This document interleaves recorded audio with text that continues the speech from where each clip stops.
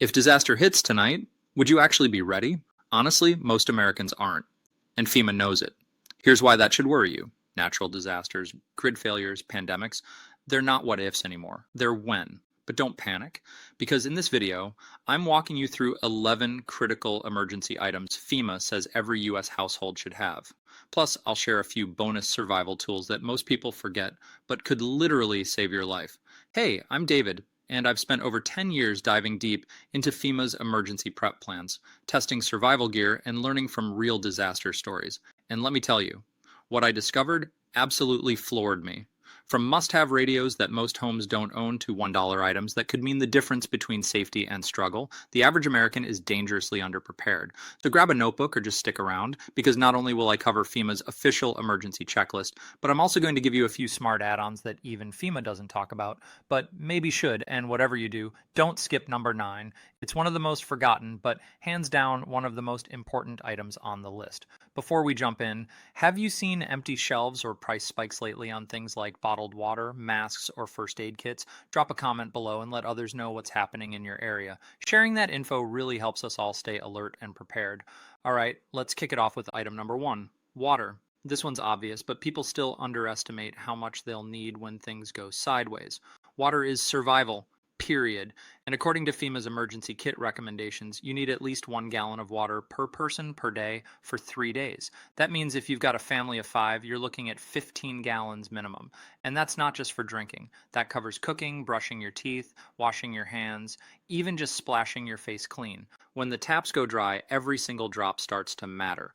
Now here's the good news. Building your emergency water supply doesn't have to be expensive. You can start small. Next time you're at the grocery store, grab an extra gallon jug or 2. They usually run about $1.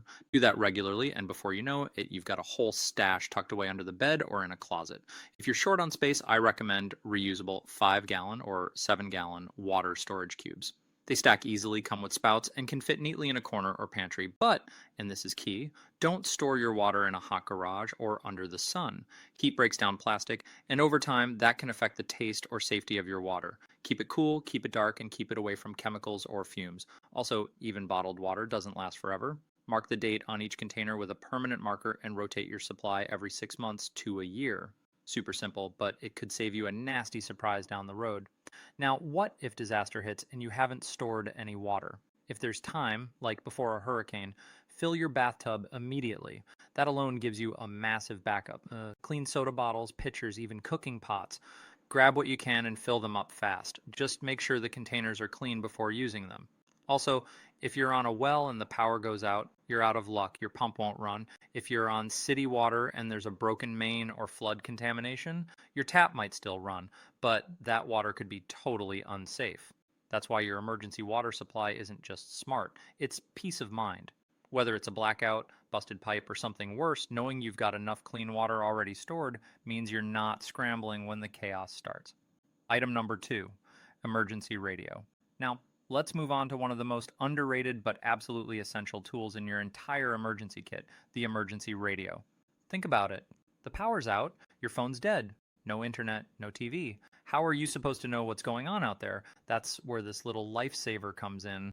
FEMA recommends every household have a battery-powered or hand-crank emergency radio, and ideally one with solar charging too. These radios let you listen in on real-time emergency broadcasts, local alerts, weather updates, straight from sources like the National Weather Service. And in a crisis, that kind of info can literally make the difference between being safe and being stuck. I'll give you a real example. Back in 2012, when Hurricane Sandy slammed into New York, entire blocks lost power for days, some for weeks. There were food and water stations set up just a few blocks from people's homes, but many had no idea. Why? No internet, no TV, and they didn't own an emergency radio. They were cut off. If they'd had a basic crank or solar radio, they could have tuned into local AM/FM or NOAA stations and found help. Now let's talk about what to look for. A good emergency radio should have at least 3 ways to charge. Hand crank, so you're never out of power, even in total darkness. Solar panel, let the sun recharge it during the day. USB port, perfect when you can still plug into a car or power bank.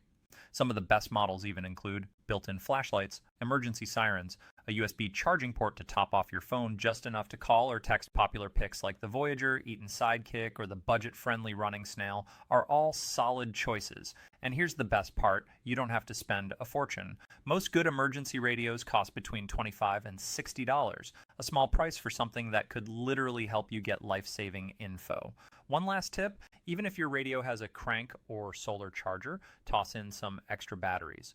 Because when it comes to prepping, redundancy is everything. Bottom line, when the world goes silent, your emergency radio is your lifeline. It keeps you connected, it keeps you informed, and in the middle of chaos, that can make all the difference. Item number 3, first aid kit. Let's be real, nobody wants to imagine getting injured in the middle of a disaster, but the truth is, when hospitals are full, roads are blocked, or the power's been out for days, you might be the only medical help your family has. That's exactly why FEMA places the first aid kit high on the emergency supply list. And no, we're not just talking about a few band-aids tossed in a drawer, we're talking about being ready to treat cuts, burns, infections, sprains, the stuff that doesn't wait for a doctor. At the very least, your emergency first aid kit should have assorted adhesive bandages, sterile gauze, medical tape, antiseptic wipes or solution antibiotic ointment, tweezers, scissors, and non-latex gloves. Pain relievers like Tylenol or ibuprofen, a thermometer, burn cream, or gel. Now, let's talk about the real-world extras that make a huge difference when things go sideways. Burn gel is a big one. Disasters often come with fire risks, whether it's cooking over open flames, heating water, or even escaping house fires. Having something to cool and soothe the burn on the spot, that's a game changer for both pain relief and infection prevention. And what about over-the-counter meds beyond just painkillers? Think antihistamines like Benadryl for allergic reactions, antidiarrheals like Imodium for those stomach issues that tend to show up when hygiene goes downhill, and basic cold or flu meds because, yes, you can absolutely get sick in a disaster. Now, if anyone in your family relies on prescription medications, talk to your doctor about keeping an extra 30-day supply with your emergency gear. That can literally save a life if pharmacies are shut down or unreachable. Here's another thing a lot of people forget, infection control. In a long-term emergency, especially without clean water, even a small cut can get seriously infected. That's why things like antiseptics, gloves, and sterile tools aren't optional. They're essential, and whatever you do, don't just buy a pre-made kit and call it a day. Open it, look through it, customize it for your family. Add kid-safe meds if you've got little ones. Toss in feminine hygiene supplies, double-check expiration dates once or twice a year, and make it accessible. Store it somewhere you can grab fast. Better yet, make a mini kit for your car or bug-out bag. Here's the bottom line. You might not be a doctor, but when help is hours or days away, a well-stocked first aid kit gives you the power to act. And that can make all the difference when every second counts. Item number 4, non-perishable food. All right, let's talk about food. Non-perishable food, to be exact. It's the second must-have item on FEMA's emergency kit list, and it's something most of us totally take for granted until the shelves are empty. Just like with water, FEMA recommends having at least 3 days worth of food per person. For a family of 5, that's 45 meals. Sounds like a lot at first, but trust me, it's totally doable, and you don't need to break the bank either. Let's break this down. Canned foods are your easiest and most affordable option. Things like beans, soups, canned meats like tuna or chicken, vegetables, chili, even fruit. Most of these last anywhere from 2 to 5 years, sometimes even longer if you store them right. I always tell people, just to grab an extra can or two every time you shop. Before you know it, you've built a solid stash. Now, if you want to level up a bit, look into MREs, meals ready to eat. These are the same meals the military uses. They're fully sealed, often come with utensils, and some even heat themselves. No stove or fire needed. They pack a serious calorie punch too, between 1,200 to 2,000 calories per meal. One of these could get you through an entire day if you ration it right. Another awesome option for long-term food storage is freeze-dried meals. You've probably seen those giant buckets at outdoor stores or online. Some of them have 60 to even 100 plus servings and can last up to 25 years if kept in a cool, dry place. And they're surprisingly decent. Pasta, oatmeal, soup, rice bowls, just add hot water and you've got a full meal in minutes. Now, here's something important a lot of people miss. Don't just count meals, count calories. In a crisis, your body works harder. Whether you're hauling water, keeping warm, or just stressed out, you need real energy, not just empty snacks. Adults need about 2,000 to 2,500 calories a day, kids a bit less, but still, you've got to plan accordingly. Also, be smart about your family's needs. Got a vegetarian, gluten-free, food allergies? Plan ahead. An emergency isn't the time to find out your only food option causes a reaction. Oh, and one thing I always remind people about, Don't forget the can opener. So many people build up this great canned food supply and then no way to open it when the power's out. Get a manual one, toss it in your emergency bin, and thank yourself later. Finally, like your water, rotate your food stock. Use up older items before they expire and replace them with fresh ones. A quick check every 6 months or so keeps your stash ready when you need it most. When you've got even a basic 72-hour food supply on hand, you're not just prepping, you're protecting your peace of mind. Whether it's a snowstorm, a blackout, or something bigger, your future self will thank you. Item number 5, whistle. Okay, I know this next one sounds simple, maybe even a little silly, but don't scroll past it, because this tiny item could be the loudest cry for help you'll ever have. Yep, I'm talking about a whistle. Now, before you roll your eyes, hear me out. In a major disaster, think earthquake, tornado, flood, there's a chance you could get trapped under debris inside a collapsed building, or stuck in an attic with rising water. Your phone might be dead, you might not have the strength to yell, but a whistle can cut through chaos and signal rescuers even when your voice can't. Let's rewind to Hurricane Katrina. So many people were stuck in their homes, in attics, on rooftops, waiting to be found. Boats and helicopters were moving through the neighborhoods, but people had no way to call out. Some pounded walls, others screamed until their voices gave out. Those with whistles, they were heard. Here's why it works. A good whistle takes almost no effort to blow, but its sharp sound carries for hundreds of feet, even through rubble or wind. It's easy to use even if you're injured or weak. That's why FEMA and pretty much every emergency expert says to add a whistle to your go bag or emergency kit. What kind should you get? Look for a Peelless whistle. That means it doesn't have the little ball inside that can jam or freeze up. Peelless whistles are louder, more durable, and reliable even when wet. Clip it to your keychain. Keep it with your bug-out bag. Heck, wear it around your neck if the situation gets serious. Some emergency radios and multi-tools even come with built-in whistles, but it's always smart to have a separate one too. And here's a quick pro tip. The international distress signal is 3 short blasts. So if you're ever in trouble, blow 3 quick bursts, pause, repeat. That tells rescuers you're not just making noise. You're calling for help. At the end of the day, this is one of the cheapest and most effective emergency tools you can own, $5 or less. But in the right moment, it could be your lifeline. Item number 6, dust masks. All right, let's talk about something small that can protect something huge, your lungs. We don't usually think of breathing as dangerous, but in a disaster, that can change in seconds. FEMA recommends keeping dust masks, or better yet, N95 respirators, in your emergency kit, and honestly, once you understand why, it's kind of a no-brainer. When wildfires rage, buildings collapse, or chemicals fill the air after an industrial accident, the smoke and debris aren't just annoying, they're toxic. You can't see everything you're breathing in, but your body definitely feels it. Even pandemics, dust storms, or mold after flooding can make the air around you a real threat. Now, here's the deal. Not all masks are created equal. The cheapest option? Basic dust masks, the ones you find at hardware stores. They'll protect against big particles like sawdust or ash, but not much else. Next up, surgical masks. You've seen these everywhere during the pandemic. They're better, but mostly designed to protect others from your droplets, not you from theirs. They leak a lot of air around the sides. But the gold standard, that's the N95 respirator. 95s filter out 95% of airborne particles, even the really tiny stuff, smoke, ash, bacteria, and viruses. And when worn properly, they seal tight around your nose and mouth, which is exactly what you want in a situation where the air could be dangerous. They're especially important if you live in wildfire-prone areas, near factories or train tracks, or anywhere that could be exposed to chemical spills or airborne contaminants. And yes, volcanic ash is a thing in parts of the U.S. too.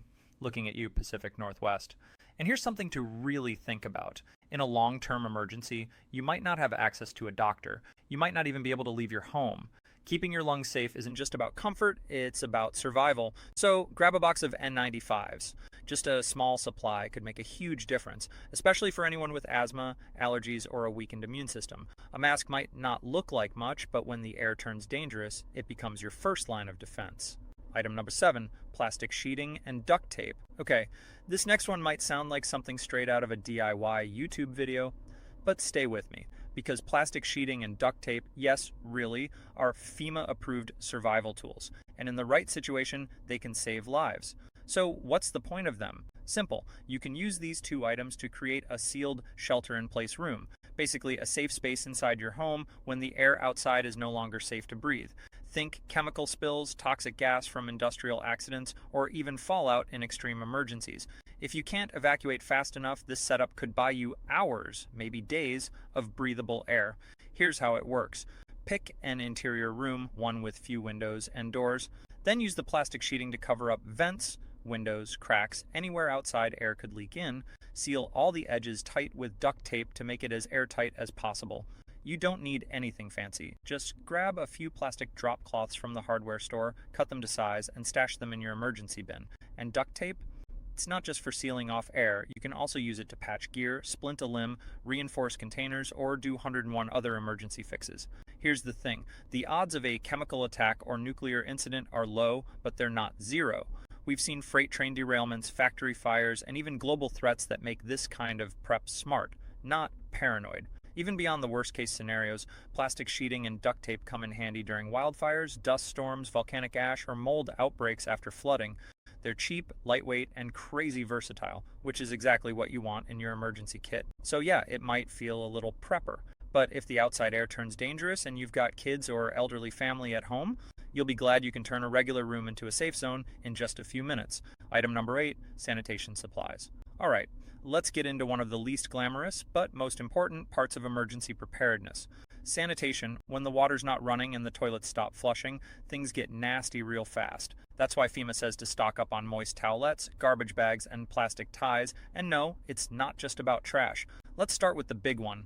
Toilets. If your plumbing goes down, you need a backup plan. The easiest and most common option is the good old bucket toilet. Here's what you do. Grab a 5-gallon bucket, line it with a heavy-duty trash bag, and you've got yourself an instant toilet. You can even place the bag inside your regular toilet bowl if you prefer to sit normally. Just make sure the water line's off. After each use, tie up the bag tight and store it outside in a sealed bin until you can safely dispose of it. Yeah, it's gross. But you'd rather have a plan than be stuck with no toilet for 3 days. Moist towelettes come next. These are your emergency substitute for soap and water. Use them to wipe your hands, clean your face, and disinfect surfaces. Alcohol-based ones are best. They clean and kill germs. Now add in some plastic ties to seal bags, contain odors, keep pests out, and keep contaminated items separate if someone's sick. Want to go the extra mile? Throw in disposable gloves for handling waste, hand sanitizer, a small bottle of bleach, or toilet chemicals for odor control. The goal here isn't luxury, it's health and survival. In unsanitary conditions, even a tiny cut can turn into a dangerous infection. Illness spreads fast, especially when everyone's stuck indoors. Trust me, the last thing you want during a disaster is a second emergency inside your home. So while it may not be fun to think about, planning for the gross stuff is part of protecting your family and yourself. Stock up now, because when the taps stop running, you'll be glad you prepared for the dirty side of survival. Item number 9, wrench and pliers. All right, now we're shifting from the messy stuff to the metal stuff. This next item isn't flashy, but it's one of the most practical pieces of survival gear you'll ever own. According to FEMA, you should absolutely keep a wrench and a pair of pliers in your emergency kit. Why? Because in a real disaster, you might have to take control of your utilities fast. Picture this. An earthquake just rattled your neighborhood. Gas lines might be cracked. You smell that sharp chemical scent in the air. Or maybe a flood has hit and now your water supply is contaminated. If you don't shut off those lines quickly, you could be looking at fire, explosion, or full-on water contamination right inside your home. But if you've got the right tools in your emergency bin, you're in control. That's where a gas shutoff wrench becomes crucial. Most homes have a gas shutoff valve right near the meter, and all it takes is a quarter turn with the right wrench to shut it down. Problem is, most people don't know where that valve is, or they've never used it. Here's your prep homework. Take a walk around your home, find that gas shutoff valve, and make sure you know how to use it before something goes wrong. In your emergency kit, you should have a solid adjustable wrench, a dependable pair of pliers, and ideally a multi-tool with extras like screwdrivers, cutters, or even a small blade for quick fixes. Pro tip, attach your wrench directly to your gas meter with a zip tie or hang it nearby. Because when disaster hits, the last thing you want is to dig through a messy toolbox in the dark. And this isn't just about shutting off gas or water. These tools are multi-purpose lifesavers. You might need them to patch a broken window, secure a tarp over roof damage, fix a jammed lock or generator, clamp or cut wires, or even help someone else in need. Here's the bottom line. Wrenches and pliers may not look like survival gear, but when disaster hits, they give you power. Power to shut things off, power to make emergency fixes, power to stay in control when everything else feels out of control, and that's what smart prepping is all about. Item number 10, paper map. When GPS fails, old school wins. All right, last but definitely not least, on FEMA's emergency supply list, a good old-fashioned paper map. I know, we all rely on Google Maps, Waze, or whatever GPS app is built into our phones, but let me ask you this. What happens when your phone dies? Or when there's no signal, no internet, or no way to charge your devices? That's exactly why a paper map for emergencies is a must-have item in your home kit. When disaster strikes, be it a hurricane, flood, wildfire, or blackout, your usual navigation tools might be completely useless. You could find yourself needing to locate the nearest hospital, shelter, or emergency aid station, evacuate via back roads if main routes are blocked, find a friend or relative's house without using your phone, or simply figure out where you even are when all digital services go dark. In those moments, a detailed printed map of your local area is worth its weight in gold. And no, don't just settle for a tourist brochure map. You want something accurate, topographical if possible, and detailed enough to show secondary roads, landmarks, water sources, and elevation changes. Bonus points if your map includes evacuation routes. Some states print special disaster maps. Locations of fire departments, police stations, and clinics.